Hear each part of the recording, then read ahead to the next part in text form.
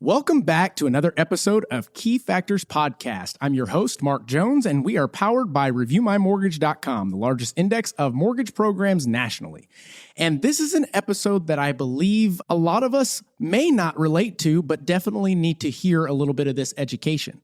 I have today a new friend, through one of our loan officers here, and it's Kasandra Alicea with CB Harper. Is that correct? Yep. Coldwell Banker GN Harper Realtors. You get it, girl. I love it. Okay. So I am going to, premise with Kasandra is a transgendered realtor, but more importantly, she's a transgendered person. Correct.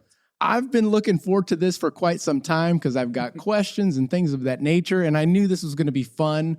And you being in particular, you just strike me as somebody that's so confident and great in your skin. I mean, all the conversations that we've had, the both business and banter, so to speak, have been off the cuff, absolutely epic. So awesome. I wanted people to see and hear what I've gotten a chance to meet, So if you can, tell us a little bit about yourself. Let's start in the beginning. Where did you grow up? And then we'll get into some other stuff. Awesome. Well, thank you for having me. I appreciate it. I'm glad I finally made it. Yes. So I born and raised in San Antonio, suburbs of San Antonio, what was the country out by Fair Oaks. Went to school, lived here all my life, and just moved away a bit for college and came back and was in the hair and makeup industry for over 15 years. Okay. And just got so burnt out and I couldn't deal with my daily grind. Work. Yeah. We'll call it that. Yeah. So I wanted to join real estate for many years and just assumed as a transgender woman, there's no place for you, especially in South Texas. There's no place for you. I have a friend who I've known since I was a teenager as well. And she had just gotten licensed a year before and joined Coldwell Banker. And she was like, no, it's quite the contrary. Our broker's great. My broker's great. She loves it, blah, blah, blah, XYZ. So I did a little research and I thought, you know what? I got to work one day and I was like, I can't do this anymore. So I quit and went to real estate school and got my license. All in. I mean, if you're going to do something and be successful at it, you have to do 150%. So, well, or like I like to say, we don't do anything half-ass. Yeah. We do it with our whole ass. Yeah, yeah, that's true. Yeah. So in the real estate industry for 4.5 years now. Okay. Not quite that long, but hey, long enough. Yeah. Long enough. That's just last year I realized, I'm a realtor. Like I'm doing it. You know what I mean? You are I'm making money. Yeah. Yeah. It's like the concept of people saying that, they're from San Antonio, but they've only been here about 4 years. Yes. It's like, yeah, you wish you could claim you were from here. Yeah. Exactly. So I'd like to paint the picture and the true journey of what you went through, if anything. And I think a lot of folks, it's a conversation that they feel like they can't have, or they feel as though it's inappropriate to ask given certain settings. And I would agree, but I have also had transgender friends for many, many years. I mean, I used to go down to the Saint for their $2 drag nights. I mean, why wouldn't you, right? Right. We loved it, both my wife and I. So in your case, I guess, is it appropriate to ask, at what point did you know? Because, and let me frame that by saying, growing up as a youth, we only kind of had gay or straight. Right? I mean, it was LGBT. Or no, it was just LGB. Right? Oh, yeah. Well, I always remember being LGBT, but I guess I never really knew what the T was for because it was so, yeah. And that was my experience. I mean, I grew up outside near me, actually. Yeah. And I my family owns a masonry company. It was traditional Hispanic family, and that's the way it was. So as a kid, and that's not inappropriate to ask. Heck, okay, thank you. So as a kid, like a small child, like there was, I guess I knew, if you will, but I didn't know what it was. And everybody realized it, but then you're just kind of conditioned to not think that way, to not feel that way. You do this, I do that, that whole thing.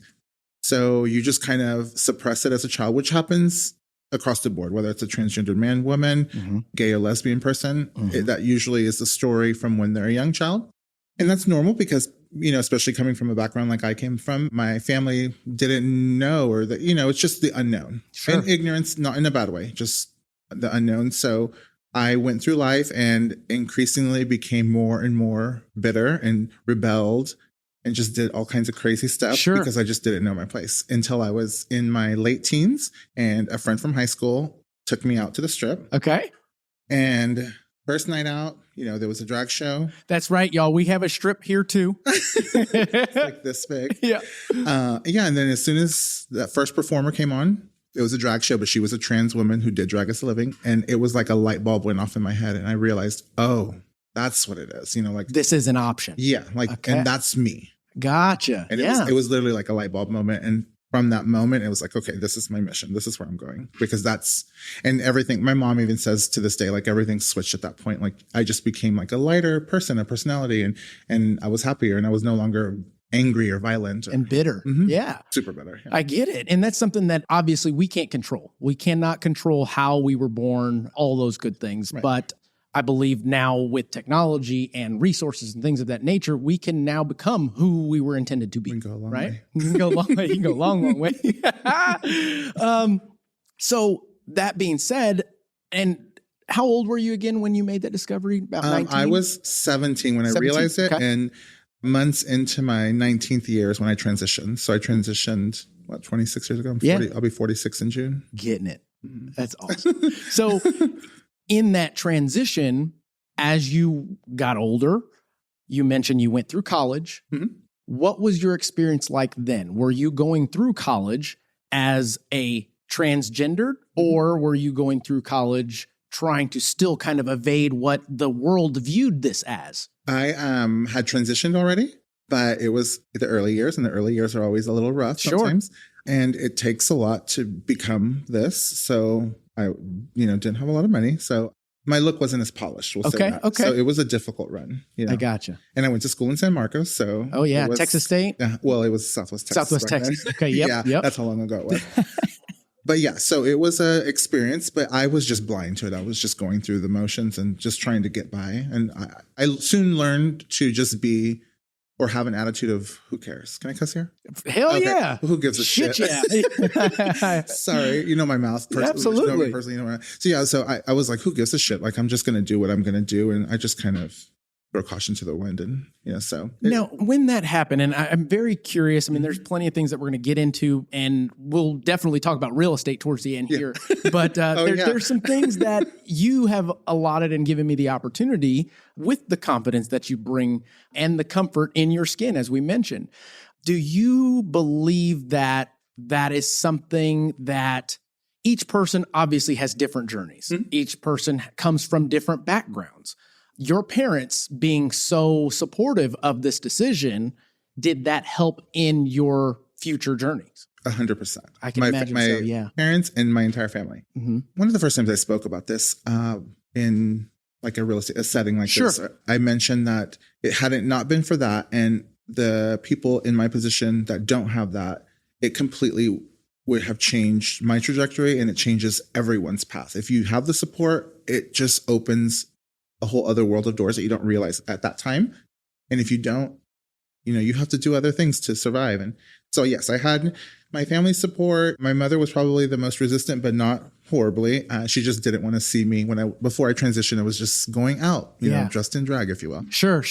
For a little short time, she didn't want to see me dressed like that. And then one time she's like, okay, let me see some pictures. And I look just like my mom. Wow. I'm just born now, and she's not. So, and my father was raised in the Bronx, so he was like totally cultured, and he wasn't bothered from day one. At all. Okay. And that's pretty cool, because the background has a lot to do with it, especially being that you are Hispanic descent, that in my opinion, and just speaking from experience, my grandfather was Mexican, and he was had a little racial bias towards my father before he became my father. And then he became my father, and everything changed. Yeah. If that makes sense. That's the way, old school, Yeah. That's the way it is. And I think you only know what you know until you know.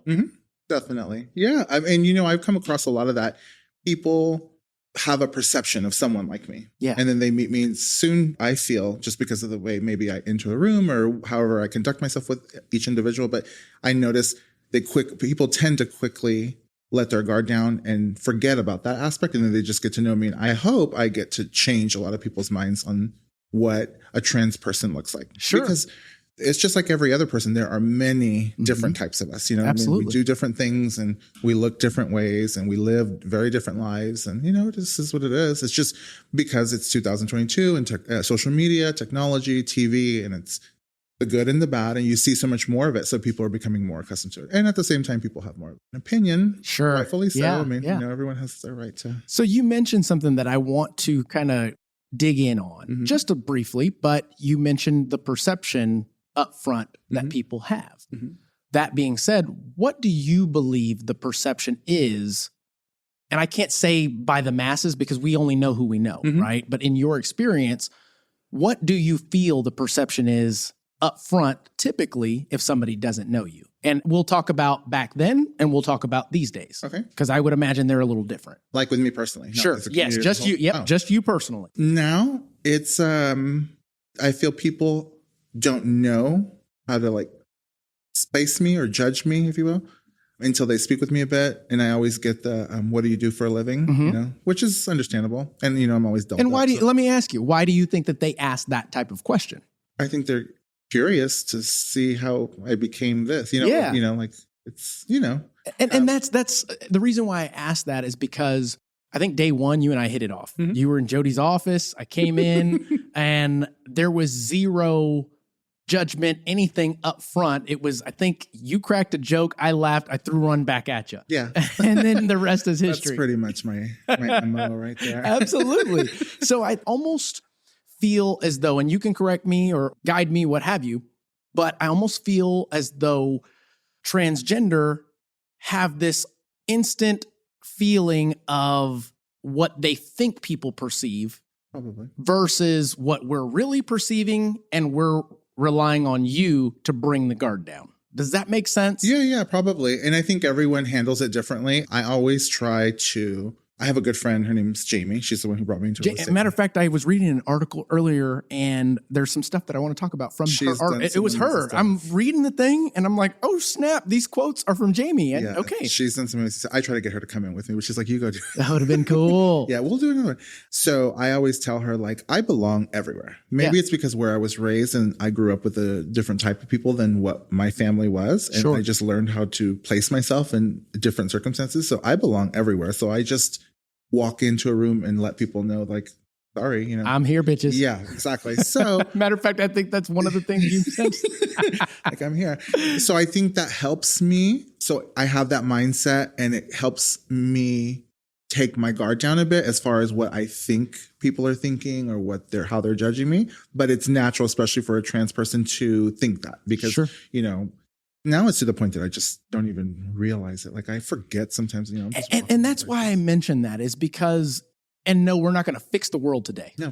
But if we change the perception of one person, then this worked. Totally. And the idea is that I'm coming up with is, at a certain point, if people can get to the level of confidence that you have, I mean, that was the overall goal, is to become who you are supposed to be. Right. And come off as who you're supposed to be, the perception that is there will then dissipate. Correct. And obviously time heals those things, and more conversations heal those things, and seeing that not only are you normal, but you're kind of badass. Oh, and I mean that like the concept of, there are many people that are straight gay that aren't as, I don't know, confident. Well, I mean, I think that's normal, and it comes with just being human. It's human nature to just have those insecurities and those doubts about yourself and not be as confident. I think living this life, especially, I can only speak for myself, has taught me to just just do what it is, and just be me. And it's helped kind of really help, because I always jokingly say that when I was a teenager or when I first transitioned, I was like a doormat. I was a very scared. Yeah, I was scared. I was a quiet person. Correct. So just is what it is. So that it is in many aspects of my life, but particularly in that has helped me. Being trans has helped me have or exude an abundance of confidence. And it's human nature. You know what I mean? Like, we all go through growing pains. We all learn who we are. Or people like myself are forced to realize who we really are faster. Right. So it helps, That makes sense. I mean, I'm a work in progress. It's not like I have it figured out. Hey, I'm sister, we all are.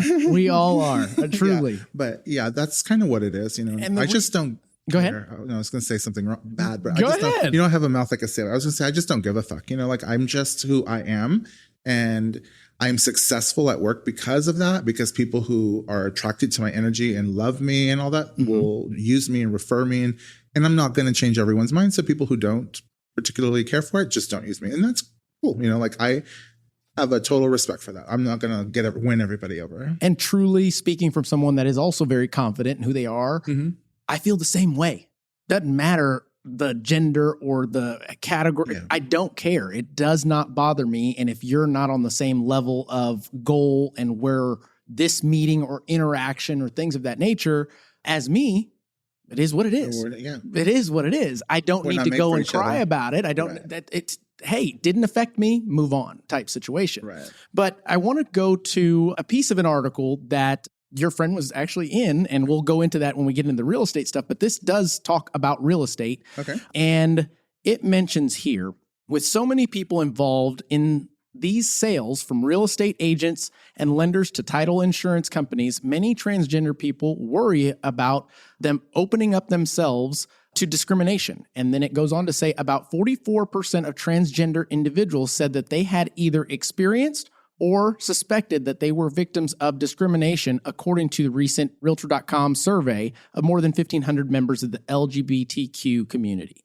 And the reason why I asked the question a moment ago is because it says 44% either experienced or suspected. And I think the suspected piece, they don't go into detail about what percentage of the 44 was the suspected piece. Right. And it's almost as if they're painting a narrative for you. Yeah. Does that make sense? Yeah, totally. I think I get both sides. I get that somebody from the community who's gone through the process possibly suspected that they have experienced something that wasn't fair, right? Just, now knowing so much more about mortgage over the years, well, not years, but, no, you're right. Yeah. You realize like sometimes it's not discrimination. Sometimes it's just what the par rate is. You're not getting a bad rate. Sometimes it's just, but sometimes there are instances, it just depends. And that really comes in having to surround yourself with the right team. Sure. So, and I think I can shed light from the lender side and only with my experience of this, but we as mortgage lenders don't really care about that. We care about getting the folks into the home and also getting paid. Yeah, those are the two things that we correct. Yeah. And I mentioned that because I had my brother in here for a daily update a couple weeks back, and we were talking about the disparities in certain areas with Black people. And me being half Black, it was one of those things that I look at and I'm seeing them paint this picture of what I'm supposed to be categorized with, and I'm going, that's just not the case. Right. I could care less what color your skin is, what nationality, what gender, any of that stuff. Right. I care if you're on the phone with me being an asshole or not. Right? Because I'm going to give you my best every time. So it just, I don't know, it goes a little, and maybe it's just me because I dig into everything that I come across. I want to, I guess, get that perspective from you in the sense of, do you think that it's truly discrimination, where in those cases, something should happen for that? Because in my opinion, if somebody's being discriminated against, Black, white, Hispanic, trans, gay, it does not matter. Something should happen. Absolutely. 100%. We're past all of that. And I think, in my opinion, we've been past all of that for quite some time now, but there's still some stragglers. Yeah, definitely. We call them dumbasses. I think there are instances where that does happen because, you, myself, we all surround ourselves with like-minded people. Sure. So not many people who come into my inner circle, if any at all, are that ignorant. And so people I know would never do that. Right. Probably the same with you. Correct. So, but there are people out there that don't love it. And I think it maybe does happen sometimes. And I think, like, I can speak for trans people, the biggest thing when applying for a mortgage that they worry about, I don't care, but some people do. We have to change our name, obviously, at some point. And your credit report will reflect your previous name. Right. And that's one thing that people worry about. So whether they experience a discrimination from it or not, maybe we'll never know. But that's kind of where it comes from. And if you're just reaching out to some Joe Blow mortgage guy and they don't know who the hell you are or have a relationship with you, and then their personal beliefs are something other than what we live, maybe that could happen. It's never happened to me. I've always worked with people that have been referred to me and people who know me and they get to, that. So I see both ends. I mean, there are a lot of things. When we change our name, our credit takes a hit because there's a discrepancy Starting in the over, credit. yeah. No, it's the same social, but there's that discrepancy, and it's just a big thing, and which kind of led me into the credit repair thing. And so there are many things, and people are just over conscious about it and worry, like, okay, if this stranger pulls my thing, they're going to start asking what all this is. And that's my previous, it's a lot of inner dialogue that sometimes is unnecessary, but at the same time, I understand it. So I see where it comes from. And I feel, and again, you can correct me if I'm off base here, but I feel that that's a human thing, not a transgender, lesbian, gay, black, white. It's just a human thing. Yeah, because we all overthink things. We all are in our own heads. Yeah, it is. It takes you a while to gain confidence, even confidence to respond in certain situations, things of that nature. Yeah, definitely. So as we jump into the real estate side, I want to ask a pretty bold question. What do you say to those out there that are trans and are having a difficult time in real estate, but blaming it on the fact that they're transgender? Well, because I've read some articles, did my homework, and I'm like, man, there's some people on here bitching about that. Yeah, I get it. Personally, I can only speak for myself. I live my life like full on. I try to remind myself constantly throughout the day, but I do the law. I live by the law of attraction, the energy I put out, my thoughts, my beliefs, all that I bring back. So those things do happen. And if you're fixated on them and that's all that you think about when you think about the real estate industry, you in it, getting a mortgage, whatever the case may be, that's the result you're going to get. Yeah. So like I said, I go into a place and I know I belong there and that's what I'm going to get back. Absolutely. So I'm not. Whereas for me, I belong everywhere. So I walk into a room with a bunch of, what do you want to call it? Cowboys. I'm from Texas. Yeah. We can relate. I jump into a room with trans. Hey, y'all just don't touch me there. All right, let's keep rolling. Turn the music up. No, I get it, but it's not even the whole LGBT thing or trans thing. We get this back. If you're a person in general who's going to fixate on what's going to go wrong, you're going to get that. Right. So yes, things do go wrong. Not everyone loves that I'm a successful realtor in San Antonio. Not everyone wants me working at their brokerage. Luckily, my broker's amazing. And not everyone wants me to handle their deal and sell them a home. And that's cool. But I try to focus on what I'm putting out so I can bring the right clients to myself, the right partners like Jody. I break it down and attribute it to that as opposed to, well, there is discrimination, there isn't. And I've done other panel discussions and I brought that up and I had people commenting on, well, you're privileged, you live with it, and it's okay, fine. But it's not about that. It's, yes, I started, I came from a dirt poor family, we just happened to live in a great area. Well, I think you got to see firsthand, you mentioned your father was from the Bronx. So that tells me right there. And he ended up in Texas. He worked his tail off to get away from where he was to here, right? Yeah. And I'm just guessing. Yeah, he did. And, my grandfather on my mom's side, so it's just really, as I'm about to say it, I just realized you have it back there. It's your mindset, it wins everything. Literally just, him. And it really would change. Yes, you do, as a trans person, experience some hardship and some struggles. And there are certain things you have to overcome on a daily or yearly or semi-regular basis that other people maybe not have to deal with, but you just have to view it differently. I was going to make a good joke there, but I can't do it.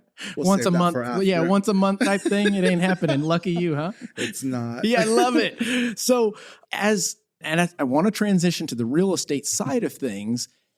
And I guess opening it up, do you feel, well, I guess you couldn't know because you've only been around and doing real estate within San Antonio, but the research that I've done almost tells me that San Antonio is a place that's more accepting than most when it comes to this topic. It kind of is. I've sold in Dallas, Houston, and Del Rio, and I've done some work in Corpus and Port and all that. So I've had a lot of interaction with agents in other areas. Right. And it's still been a good experience, and I don't ever pay my MLS dues over there. I just use my state license. So I'm like, hey, give me the code. Right. So I have to have more interaction with them. Sure. It's been fine, but yeah, there's always going to be someone, even here, who, I can imagine. And there are agents in town that still, at social functions, a listing agent, whatever, that I notice maybe they're not all about this, and that's cool, but I'm going to go about my business. Part of the reason I joined the brokerage I did was to have a strong presence behind me when it came to that, because it kind of from the get-go gave me credibility. So that helps, Absolutely. And you jumping into real estate as a transgender, you've got to know that you've got to get yourself out there in order to get business. Yeah. Right? So, I mean, going into it, knowing that, all right, I'm already fighting the, what is that, stigma, whatever you want to call it, of being transgender, but I know I got to get myself out there in order to get business. Because I can't do it sitting in my room all day. Yeah, definitely. Well, luckily, I don't mind socializing. I can go to a mixer, a restaurant, or any event all day long. So that helps. And, over the however many years, I just lived in the city, did hair, went out. I've met a lot of people. And I always tell people it was all those years of just being a fun person and going out that I now have a ton of connections. So you've been building your book of business for years. I knew it was coming. Yeah. I've been working on that for like 20 years. Yeah. So that helps, 100%. Personally, I'm not shy. I don't have a problem going out, meeting new people, walking into any space and just having a good time. So that helps. Yeah. Yeah.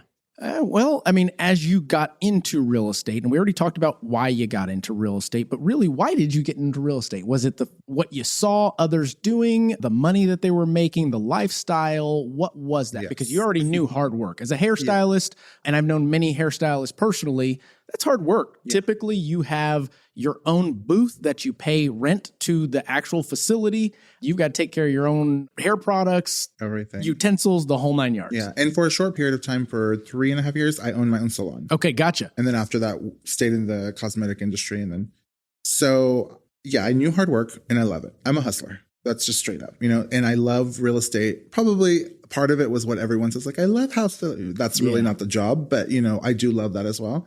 And I just thought, well, I can work as hard as I'm going to work. I can determine how much I'm going to make. And I can, what I thought was work my own hours, but shortly I found out it was work all hours. Joke's on you. Yeah. Like it's from 5 a.m. to 5 a.m. So open your own business, they said. Yeah. Yeah. Get into real estate, they said.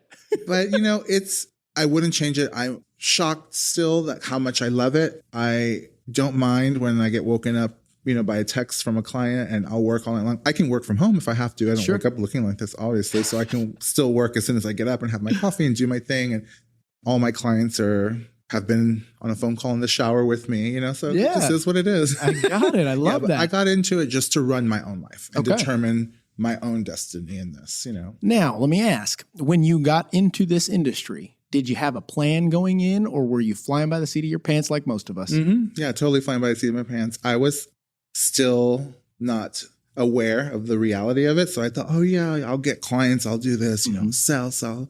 Well, it's not like that. You really have to, I knew it was a hustle, but I didn't realize, how hard it was. But it was great. And, and to anyone listening that wants to join the real estate industry, they told me it's 6 to 12 months until you really start making a constant flow of money. And it was. I got a deal right away. I turned a renter into a buyer. And then another 9 months after that was when I got my next check. But I was working on deals, posting, new construction, all that. And then after that, 10th month of having my license, it's been nonstop.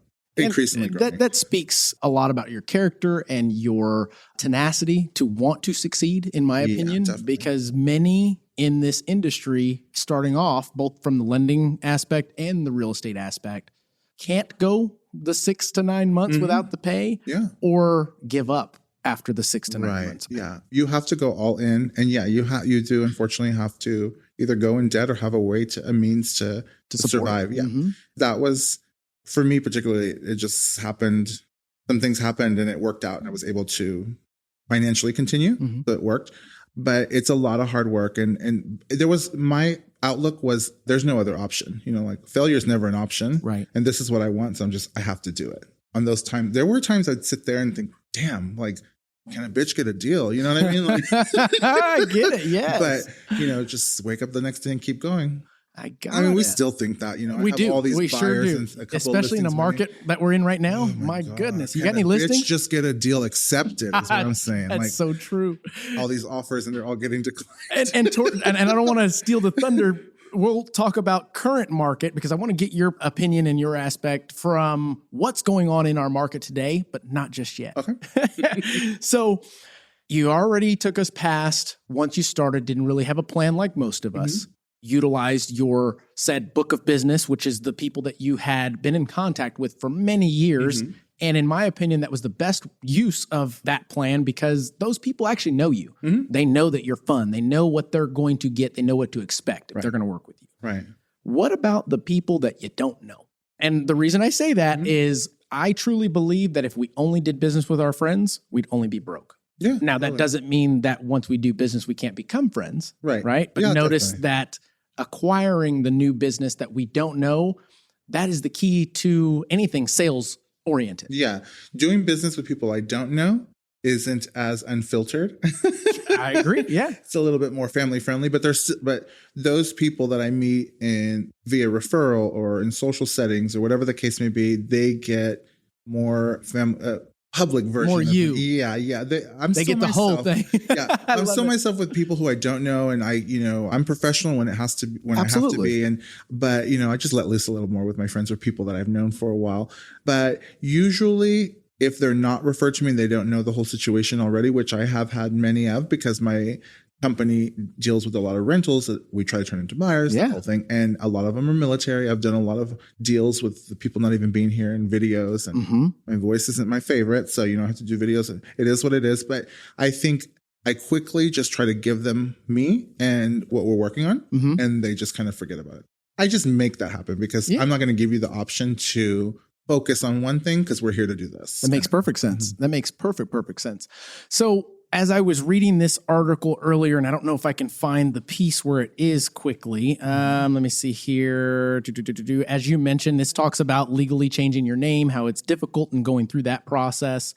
More than 89% of a recent survey, members of the LGBTQ Real Estate Alliance say that it is at least somewhat important to live in a gay-friendly community. And that was the piece that struck me as, is that now a piece of segregation that is beginning, or is that just your preference? Because either way, I believe humans, we have an innate sense of community regardless Mm-hmm. of straight, gay, hetero, any of that stuff.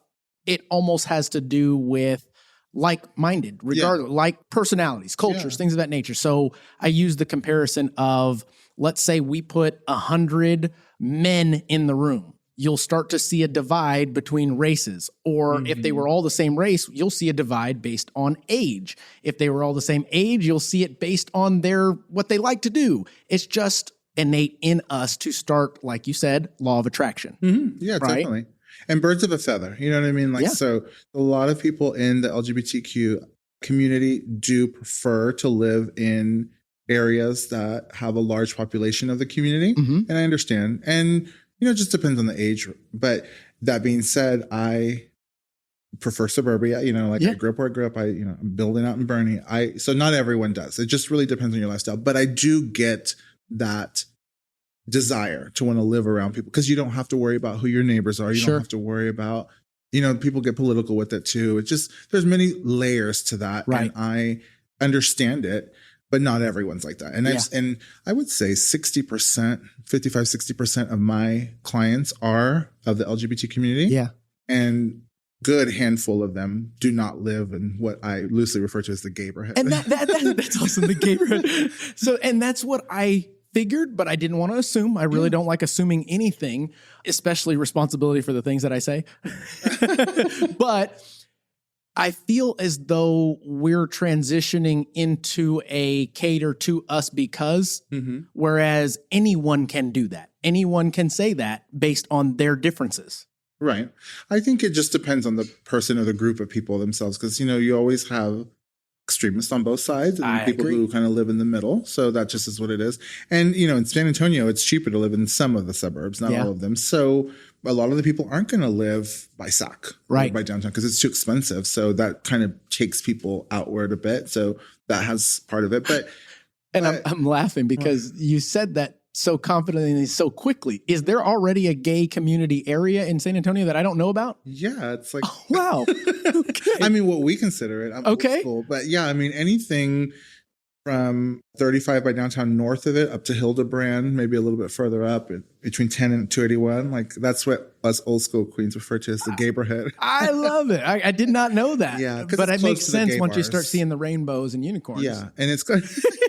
And it's close to the gay bar. So, it's, Okay. So yeah, a lot of the people in the community live there. It's a little trendier. It's a little bit more urban. And I get it. Yeah, a little bit more artsy. So yeah, and a lot of those people, they're younger and they have active social lives, unlike I do. So why would they want to live in Alamo Ranch Makes or sense. in Bernie or something, because it's so far. Right. I get it, No, that makes perfect sense. So back to real estate. Sorry, yeah. I went down a road. Cool. 3-hour podcast. Yeah, sorry, Joe Rogan style. So in real estate, as you're transitioning and acquiring your customers and your base, and as you mentioned, about 60% of your clientele is this community. Mm-hmm. Is that something that you could advise maybe other trans realtors to, is that, I don't know, and you'd correct me if I'm wrong, is that considered capitalizing on what's already there, or is it taking advantage? Is it, go ahead. I was just going to say, I think it's just like knowing your audience, because I'm going to attract these people. They're going to want to work with me. People I've known for years also, because I own a business, and they know me already to run my own business side of life. Right. So it was, you have to groom social media. You have to groom everyone to realize, okay, I no longer do this. This is what I do. But, it makes sense that she's doing this. And they viewed me as a business owner or a professional already. Right. So a lot of people are attracted to that and they want to work with me. So it's not really, I don't think, well, I guess it is kind of capitalizing on it, but I know my audience. So. And I think people misperceive the use of capitalize. Yeah. I mean, right? I have to get work somewhere. Capitalizing and taking advantage are two totally different things. Definitely. I think it's the farthest thing from taking advantage of, because Agreed. if anything, I'm giving them what I feel is better customer service than maybe they would get from a stranger. Yeah. And I'm more sensitive to certain needs, whether it's, gay married couple or a trans woman or trans man, whatever the case is. So I can relate a without little better. the awkward moments. Right. I get that. There are no awkward moments. Right. They can tell me everything they need to tell me, and I can put them with the right people, lending, title, all that. And I can deal with the listing or whatever the other agents. They can just kind of glide through the transaction smoothly.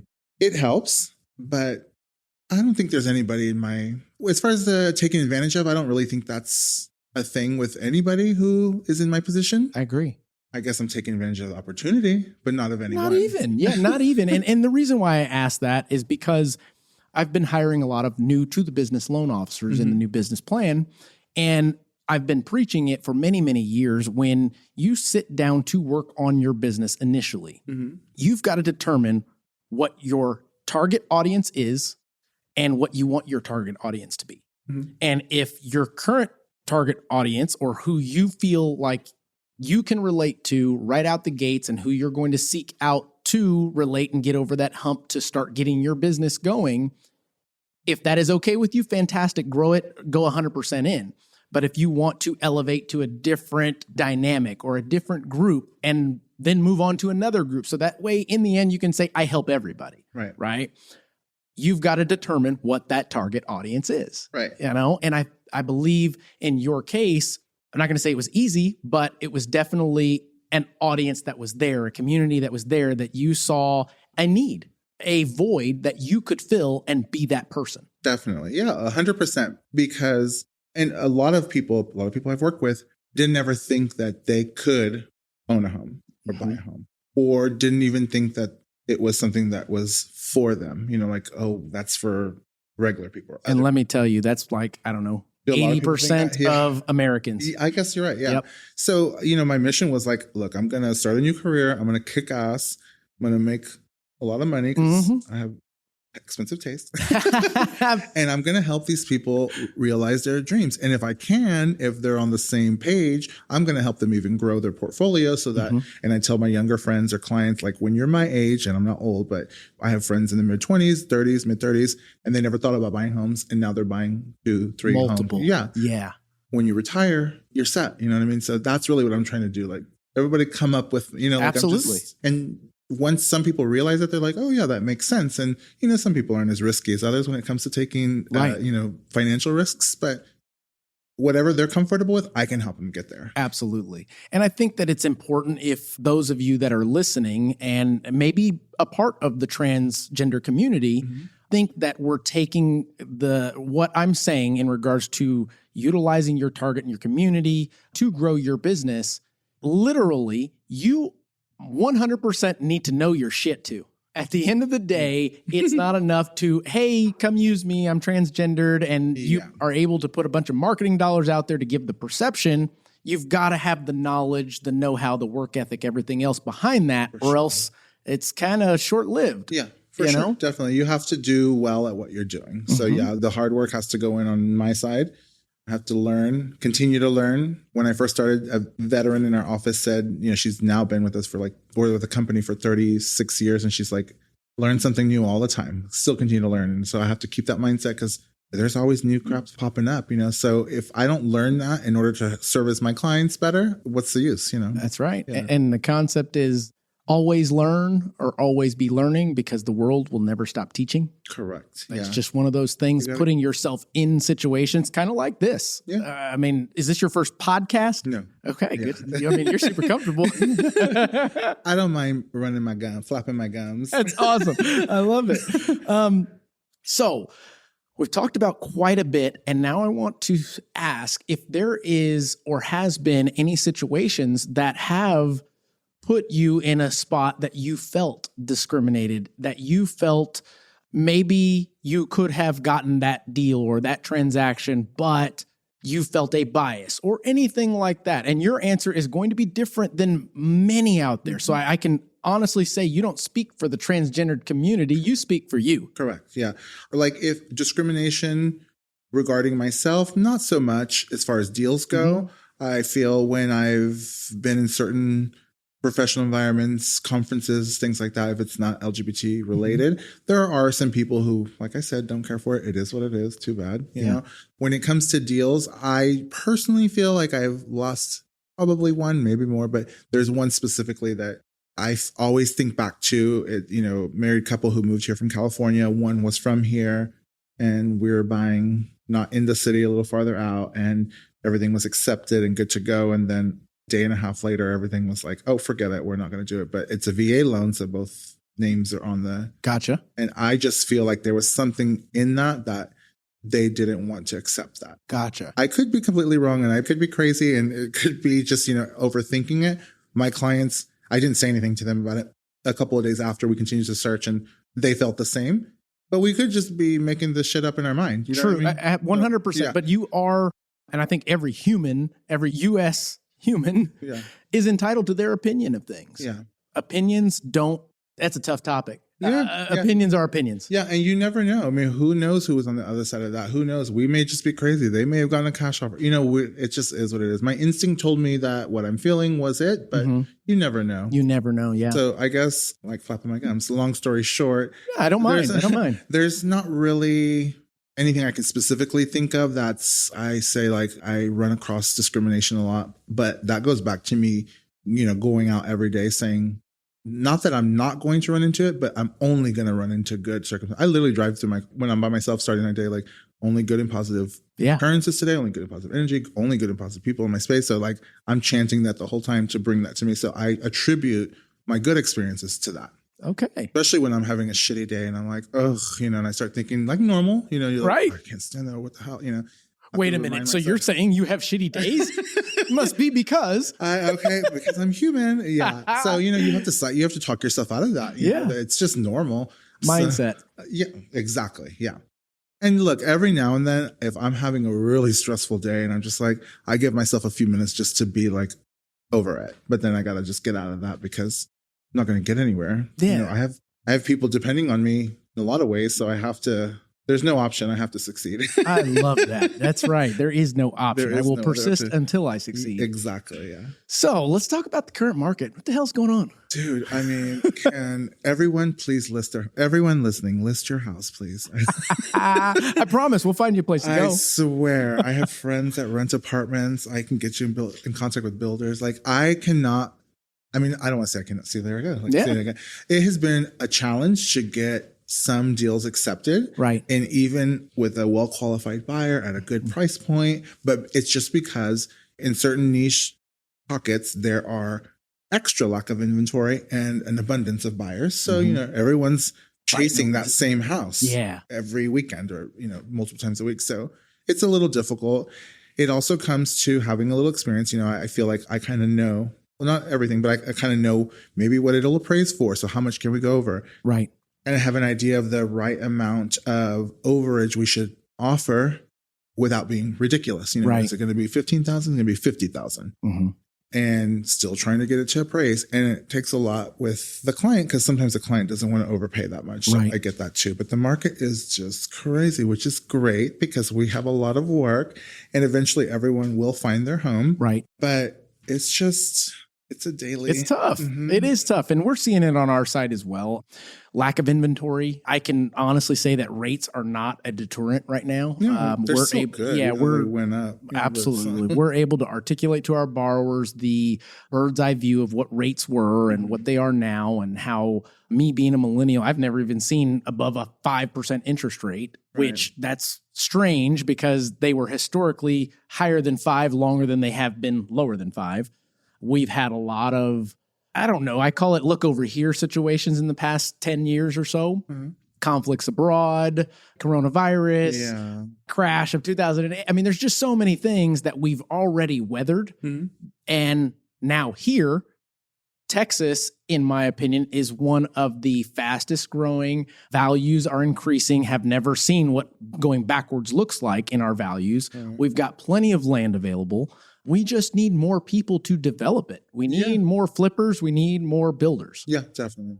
And I think time will heal that simply because people are not going to allow opportunity to just stand still. Right. There's always somebody that's willing to take that risk, kind of how you were talking about. Yeah, earlier. definitely. Time will help. I mean, eventually, for instance, the client that I'm going out with later today, we'll get them under contract hopefully this weekend, if not very, very soon, and they went a little longer than the last time we searched, but they're going to find their place. Everybody will find their place. More listings will come up, that old adage that, during the summertime, people list and sell. And that's kind of true. Yeah. People are maybe a little hesitant because they're worrying about where they're going to go. But people who want to take a little bit more of a risk will sell, move into temporary housing and take that money and do something else. So it'll happen. It's just, builders need to build faster. Every developer, every builder built at a different pace. Yeah. I've seen houses going up in 6-7 months still. I'm building a house and Sunday will be 1 year and I believe it. I mean, I've got homes in our neighborhood that have been under construction for about a year now. Yeah.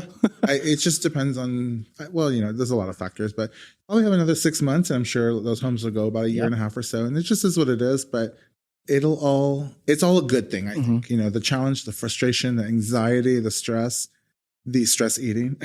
That's awesome. But it's all a good thing because we could just be sitting here hoping to work. Right. So, I agree 100% with that. Yeah. Now, question in regards to your buyers that you're coming across, are a lot of them getting discouraged and giving up the hunt, or are you able to kind of keep them back in and maybe help them understand that in times like this, you've got to compromise a little bit. You've got to think outside of the box or build a bigger box to think in. And what I mean by that is if you're first-time home buyer, have you considered looking at multifamily and having the other units pay your property?